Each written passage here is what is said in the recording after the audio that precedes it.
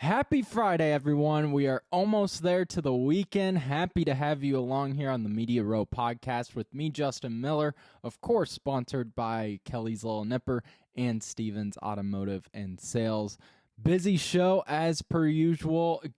First off, a huge thank you to everyone who, again, has been following along with Media Row since we started in January. But the other day, our numbers were fantastic. On just the one Caitlin Clark clip on TikTok got over 22,000 views and multiple likes, shares, hundreds of likes, I should say. It was like 500 and something. So it's just really cool to see. And I really appreciate everyone who has been there from the start, people joining in now. Welcome. And we're going to have some fun. And you know, I learned from some of the best. And so this time of the year, it does get a little slower. And we're not going to have, box scores to be able to break down constantly like we do in the fall and winter. But we still have fun. And we like bringing up dumb topics. So we brought up the college football cover discussion. People enjoyed that. We bring up the ticket prices with WNBA, and we'll get to bigger stories like that as the summer goes, and we'll hit on them as they show up. But it's just a fun time. And so to have everyone here and being able to support the show and people wanting to be a part of it, liking, sharing, commenting, rating, it just means a lot. So some good vibes to wrap up the week. Just wanted to say thank you to everyone who's been able to be here from the start or joining now. Just means a lot, and I appreciate it. But enough of that being said, is go show some of that love and support over at 1701 East Grand Avenue in Des Moines, over there at Kelly's Little Nipper. Perfect hangout spot for anyone who wants good food, great drinks, and better community. Those are the Media Row big three keys as to why Kelly's Little Nipper is the perfect hangout spot here in Des Moines. The food is fantastic. Jeff puts out on Facebook, it feels like every other day, a video of them in the grill as the place is packed he'll either post it for breakfast, lunch, or dinner time because the place is always packed.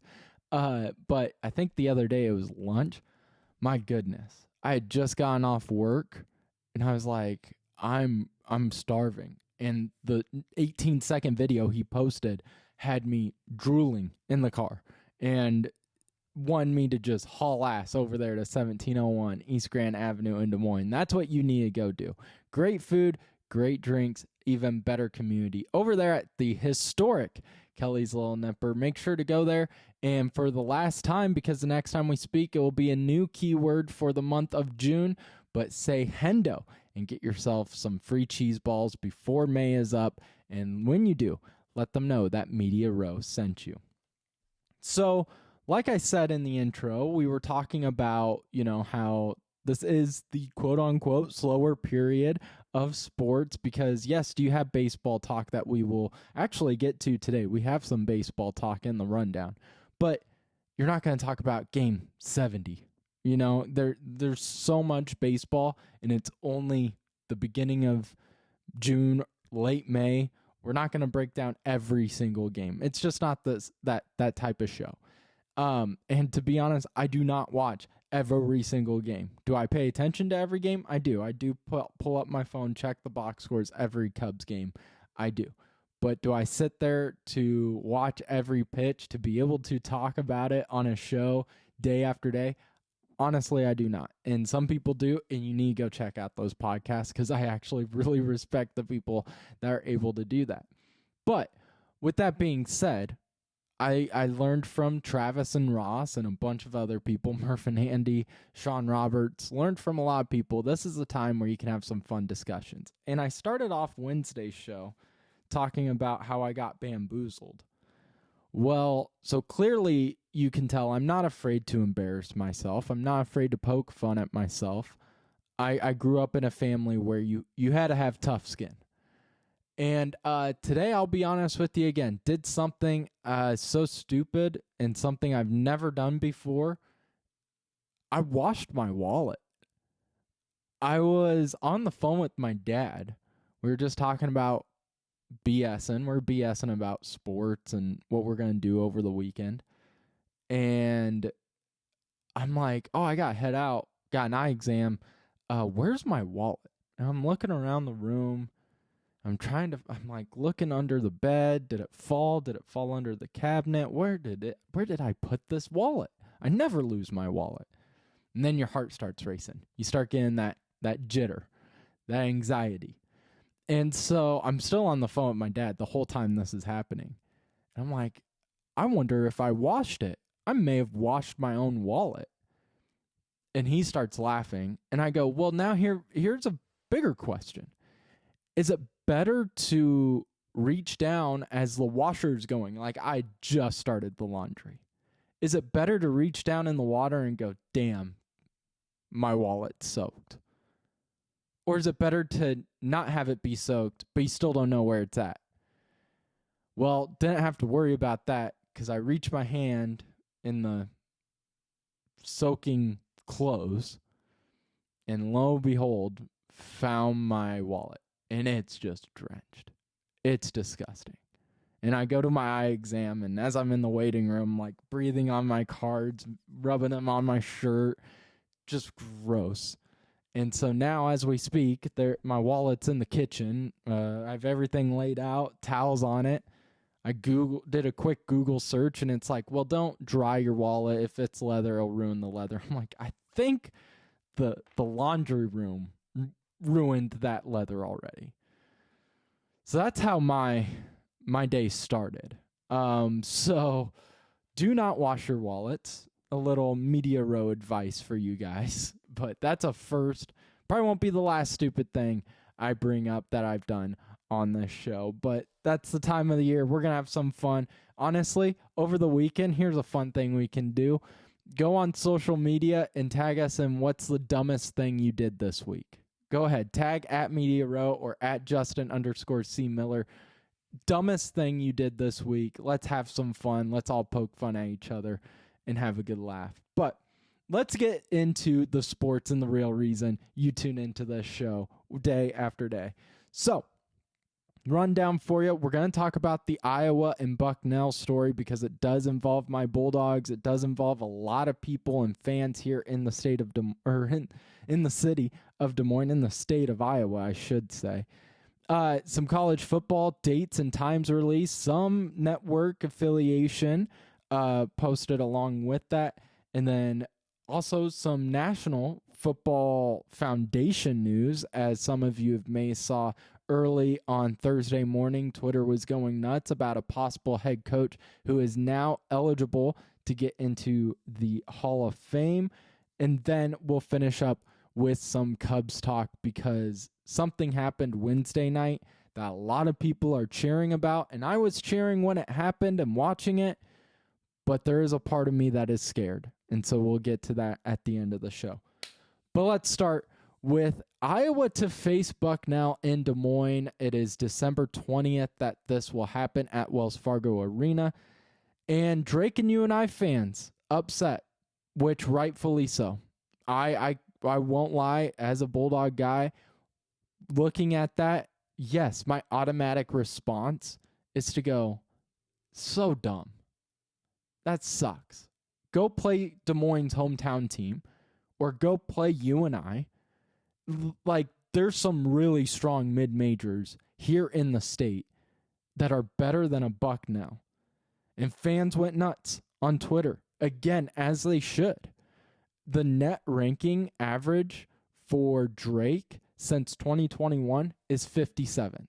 The net ranking average for UNI since 21 is 141. The net ranking average for Bucknell is 269. So yes, if people are wanting to see competitive basketball, if people are wanting to see Drake and UNI go up against Iowa, again, like they did back in the day with the Big Four Classic that everybody loved, yes, you can be upset. And think of the storylines, too, that would follow this game. Ben McCollum basically taking everyone from Drake with him to go to Iowa City. A brand new head coach at Drake going up against Ben McCollum and everything he was able to do with the Bulldogs in one season.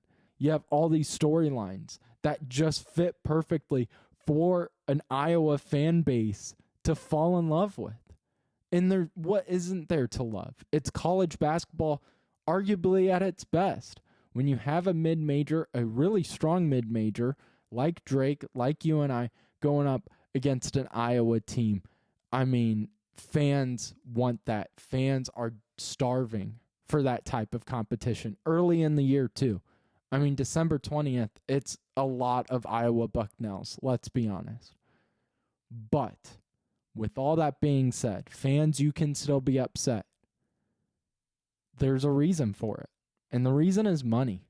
The reason is Iowa, you pick Bucknell because it's the closest thing to a for sure victory that'll help you just get higher up in the NAT, and it'll help you, get into the NCAA tournament.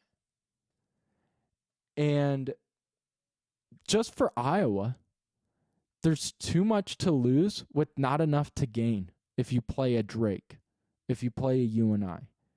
If you beat Drake or UNI, even though the people in the state of Iowa and the people that are real college basketball sickos that watch every game and every team know that losing to Drake now isn't what it would look like back in the day of like 2013 if you lost to Drake, or 14.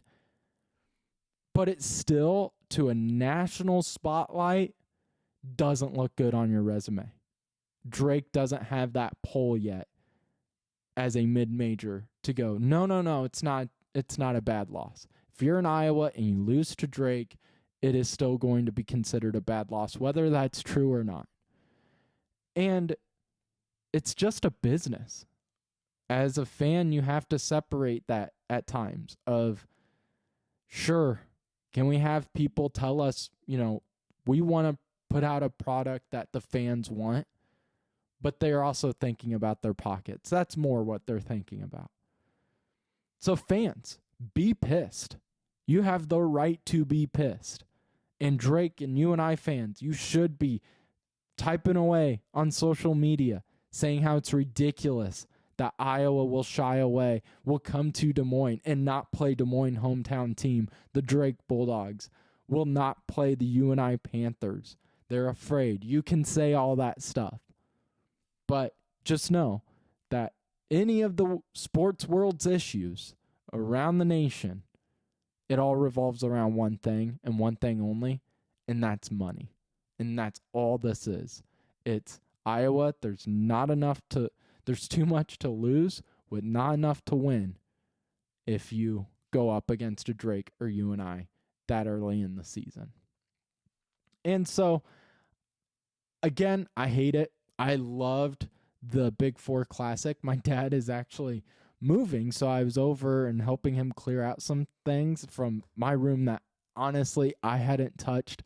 It's a time capsule. I didn't touch that thing since probably 2012. But there's so many Big Four Classic towels, and there's the Big Four Classic pamphlets with the rosters. All that I loved, and I think every fan really enjoyed. But I never like being the guy that, says this will X, Y, and Z. Never again. We have never seen this before, or we'll never see this again type of person. But in my gut, it sure does feel like we will never see a regular season Drake Iowa State matchup ever again, unless Drake has to go to Hilton or Drake has to go to Carver. We'll never see it at Wells Fargo. We'll definitely, I do feel really confident saying we won't ever see Iowa or Iowa State in the Knapp Center or McLeod Center again. But with all that being said, fans, be pissed. You have the right to be pissed. I'm upset. As a Drake Bulldog guy, I am very upset. That would have been a hell of a matchup and so many great storylines to cover.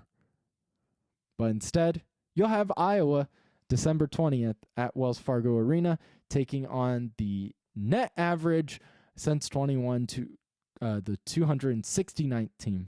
Now I want to move forward, though, to some college football talk, as some of you may have seen on social media, or it was all over ESPN, Fox, CBS. Some dates to look out for in the fall with some great matchups, some times released, and also College Game Day, Fox Big Noon Kickoff, all those premier pregame shows starting to announce some of those early games they will be attending. The first one, and arguably the biggest one in this state, the Cy-Hawk game, is getting Big Noon Kickoff to come to Ames September 6th in what should be a really, really fun day. And Ames, it was always great when College Game Day showed up to Ames, always made the area look great, just amplified the meaningfulness of the Cy-Hawk rivalry in this state. So really cool to see Fox's premier pregame show heading to Ames. Also, September 6th has some really fun games. Another big one that day, Michigan at Oklahoma. August 30th has some of the biggest games too, with LSU at Clemson. Ohio State, Texas, of course, being the biggest game of that weekend.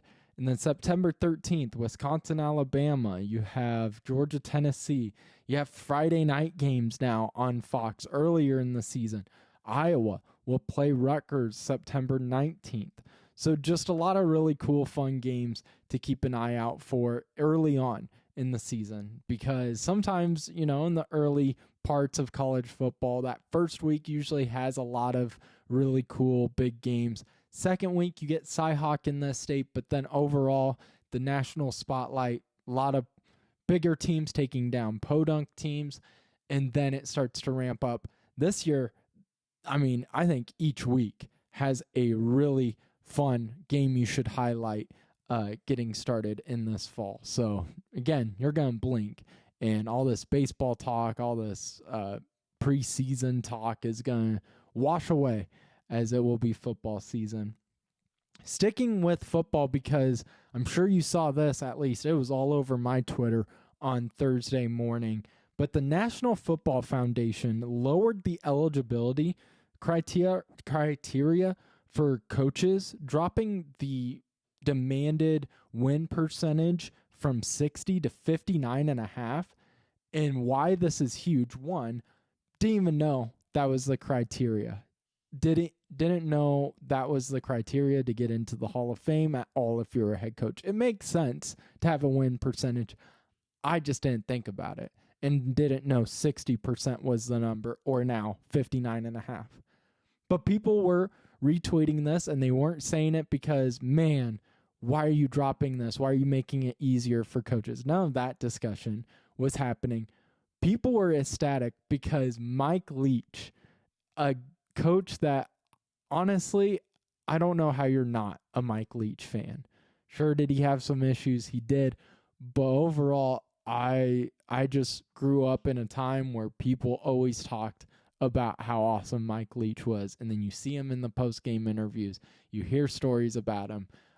And some stories, yeah, he was a weird cat. Like, there was one, I think Ross sent me this story, that he was trying to come up with a play to allow you to use a little person and have them hold the football and you toss them over the line of scrimmage.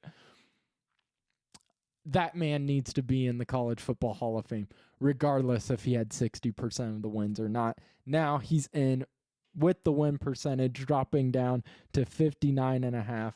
Mike Leach fans just go nuts all over Twitter, which I love. And someone, I wish I could remember the username, but someone put out a tweet and they're like, if you're a Mike Leach fan, you're jumping for joy. And someone responded with, who isn't a Mike Leach fan? And that's how I feel too.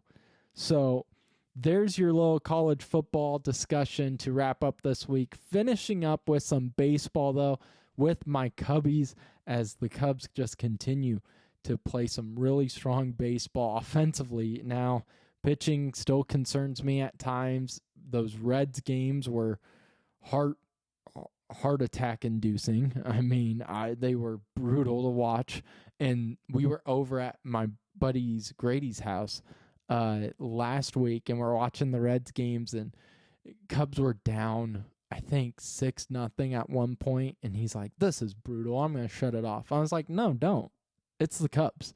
Like, I wouldn't be shocked if this final is 7-6. And I think the Cubs won 8-6. That was when like PCA hit a grand slam, and this team's win or lose, they are must-watch TV.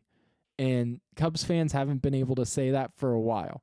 And one of the biggest players and names as to why the Cubs are must-watch TV in Major League Baseball right now is Pete Crow Armstrong, an outfielder that does something every game. He could go 0 for 5 batting, but he does something defensively that will make you want to watch this team again and watch him again. His batting has been real impressive. I mean, MVP talks, I know it's so early to even be mentioning MVP, but it's been on social media. ESPN has brought it up. MVP talks, as he has an OPS of 866, batting 275, 15 home runs, which is top 10 in the league, and then one of only 2 players in the National League with 50 RBI, and the only other player with 50 RBI is Seiya Suzuki on the Cubs too, which their relationship in the outfield has been awesome to watch. Very similar to those cool relationships during the World Series years of Anthony Rizzo and Chris Bryant, of where you feel how they're having fun on the field too while they play. And that can be entertainment in itself. But on Wednesday night, they're playing the Rockies in Wrigley. Rockies, an awful team. They're like 7-38 or whatever they are now, but just awful. And PCA hits a home run. And it was early in the game, smashes a home run. People are going nuts on social media, though, of just how did he even get the barrel to the ball?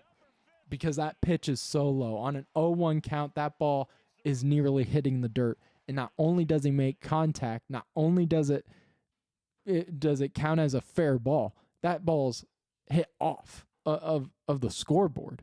He hammers that ball. My issue, though, while I was very excited and watching it and jumping for joy, it's very similar to Javi Baez. And I remember similar things happening on social media of when Javi Baez in his final year with the Cubs had that walk-off against the Reds. And a lot of it had to do with the trash talk in between pitches. But the pitch he hit that go-ahead run on, he shouldn't have even swung at it. It was a foot outside of the batter's box, of the strike zone. This one the same way of Javi Baez had a lot of energy on defense and offense that just made people gravitate towards them. Very similar PCA. Does something every game you go, I haven't seen that before. He does. But that batter's eye, that is something that concerns me now because of how I saw it just crash with force from Javi Baez. A man who, during the World Series, was incredible. And then this year has been improving, but for the past few years, felt like that dude couldn't hit anything. PCA, it's awesome to see him play. He's still a young player, still a lot of growth to happen, and he's on a trajectory that I think a lot of Cubs fans were hoping for, but not expecting. And there's a lot to be excited about. That was just my first thought. As soon as I was seeing people retweet it, MLB Network was reposting it. The video I just showed was off of MLB on their Instagram, and it concerns me. I even sent it to all my Cubs fans that I'm friends with of, doesn't this feel like Javi Baez 2.0? But maybe he can turn it around and be more consistent, unlike Javi Baez was, where he just started swinging at everything. We don't know. We're going to enjoy the ride, though, ex-Cubs fans. Cubs haven't been in the playoffs or won a playoff series since 2017. They feel like they haven't been in the playoffs since 21, I want to say. So I'm going to enjoy the ride. They're must-watch TV if you're a baseball fan, even if you're not a Cubs fan. Must-watch TV. But that will do it for our show this Friday. Wrapping up this week, a huge thank you to everyone who's been following along. Continue to like, subscribe, rate, comment, all that good stuff. A huge shout out to Stevens Automotive and Sales. Stevens Automotive and Sales, 5320 Northwest Beaver Drive in Johnston, Iowa. Our 3 big keys as to why you should go there. Number 1, they are loyal. They've been here for 35 years. They're not looking to leave.